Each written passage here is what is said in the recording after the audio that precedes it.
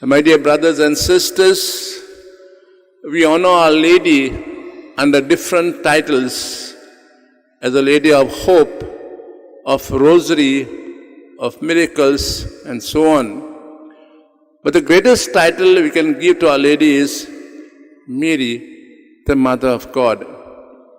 And this title was given to Our Lady in 431 AD when the bishops met at the Third Ecumenical Council at Ephesus.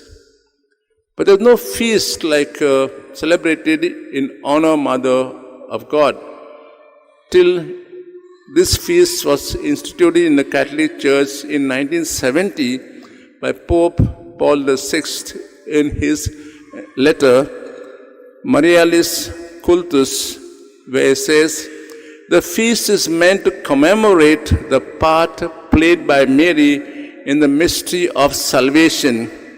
It is meant to exalt the singular dignity which this mystery brings to the Mother, through whom we are found worthy to receive the author of life."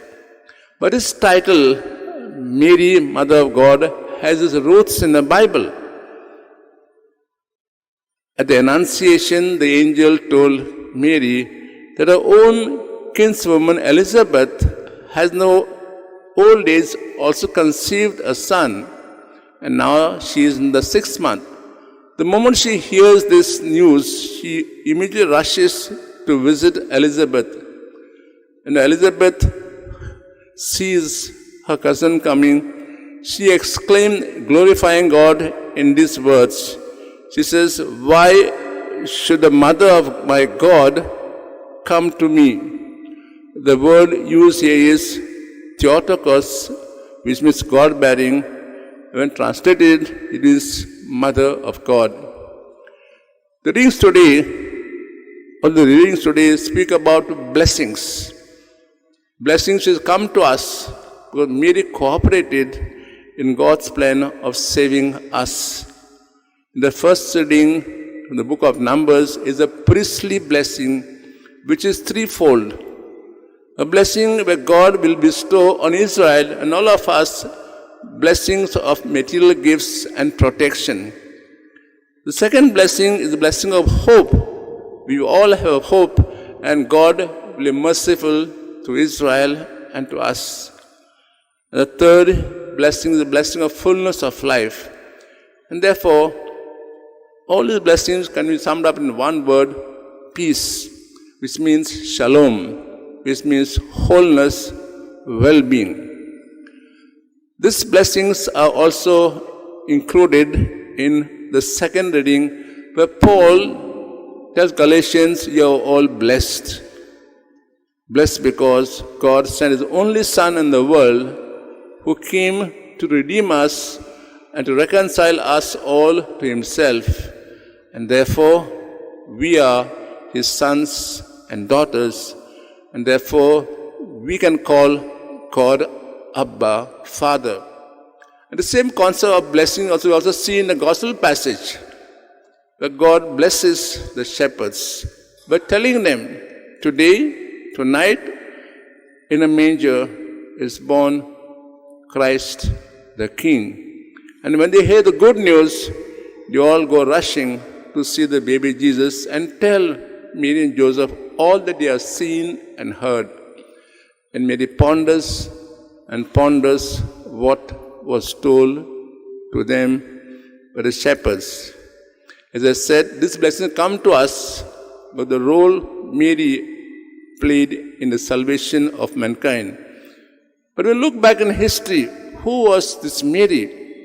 A simple girl, a simple lady who lived a simple life, and yet God chooses this woman to be the Mother of God. She lived a simple life, a woman of her one word. The angel asked her favor to be God's son's mother. She said yes. Not a passive yes, but an active yes which had its consequences.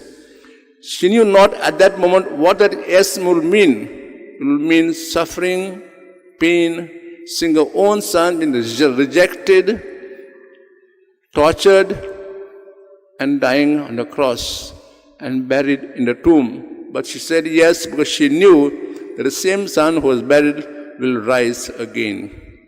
She was a humble lady, and that we can see already on her face, when she responds to God's angel, I am God's handmaid. I am the woman, simple woman you have chosen. And she lived all her life in a simple manner. She read, reflected as per the law, God's word, and lived up to it. And finally, she always did what the law told them, always what God told them. There are many laws in the Jewish times, and they still exist today. And all these laws were kept by her husband and she. And today we heard one law, on the 8th day the child was circumcised. And the law said after the 40 days, the child was taken to temple and offered. And all these laws she kept. So, law-abiding person.